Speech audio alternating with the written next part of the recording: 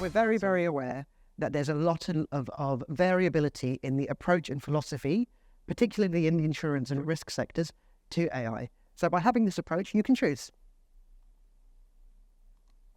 And we've got an example. So we're going to show it to you now. Got a prop form. I'll play it in a moment. It's intentionally janky, right? So if you have a look at this, it's intentionally poorly formatted to give the AI a hard time.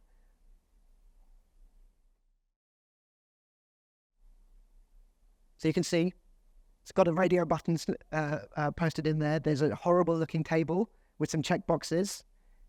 There's a photo of a spreadsheet, right? I wish I could tell you that I haven't seen something as bad as this in real life before.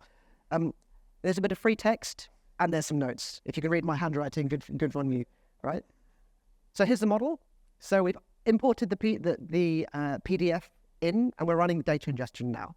So you can see on the right there, what we've done, our team have built some tooling to convert this PDF to images and run it through OpenAI's APIs. But let's just be very clear, this doesn't have to be a PDF. It could be any submission that you get, right? Any file that you can process using the OpenAI or other APIs, it could be available, right? You may not want to use OpenAI's tooling, right? You may want to use Claude or Lambda or one of the other models that are out there. Here's the results, right? So we've got the results into the Renew data schema right now. It's done a good job, right? But you can see it in the model. And we've done a little bit of hacking to the user interface to color code the confidence it has, right? But it's done a pretty remarkable job. It's mapped things to the table, right? It's taken a photo and mapped it in.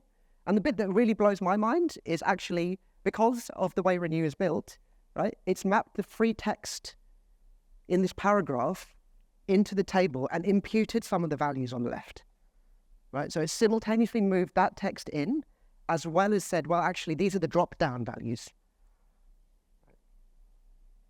And it's even done a reasonable job of reading my handwriting.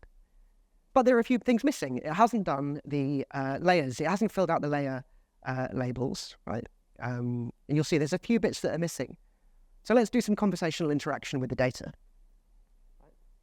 So we're going to ask it to label them. We're not going to tell it anything about the data schema. We're just going to ask it to do this, right? We're going to give it a description of the layer structure. We're going to say, can you please label it?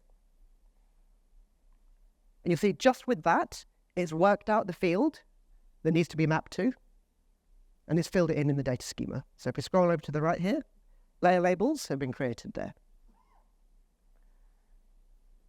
But we might want to actually look into the data sets a little bit more. So why don't we ask it a little bit about work splits?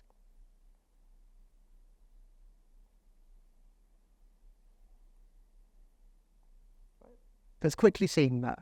And this bit continues to blow my mind, right? Next bit. So now we've done that, maybe we want to rebalance some of the work splits, right? We say, actually, no, that doesn't look quite right. So why don't we take that interior design one down and just rebalance it in the Renew model? So just a single text interaction. So it's done that now, right? You've just asked it that question in plain English. It's worked out the part of the table, rebalanced it, and filled out the model.